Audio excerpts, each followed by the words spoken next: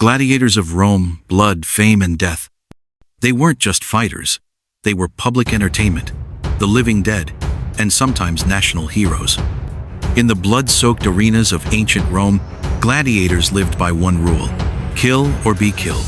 But behind the armor and sand was a brutal system designed for spectacle, survival, and control. What really went on behind the gates of Rome's arenas? Most gladiators weren't volunteers.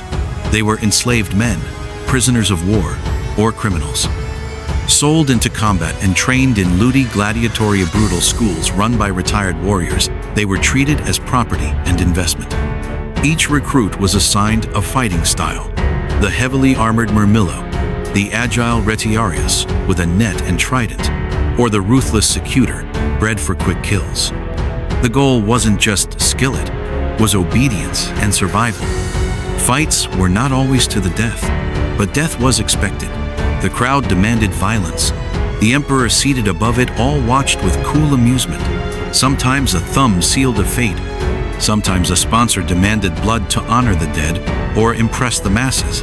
A single mistake could cost a life, while a rare victory could guarantee fame or freedom. But freedom was never guaranteed. Many fought for years, hoping to win the wooden sword Druidus, a symbol of liberation. Few succeeded. Rome fed its people with bread and distracted them with death.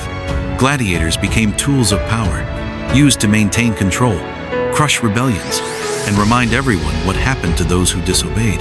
Some became legends, like Spartacus, who dared to escape and raise an army. Others died nameless, buried under layers of sand. What the public saw was entertainment. What the gladiators experienced was terror. The arenas are silent now, but the scars remain. Every stone remembers. Every blade that struck flesh bore the weight of a brutal empire. What other ancient truths lie hidden behind the myths? Subscribe to Ancient Civilizations and discover the real stories that textbooks never dared to tell.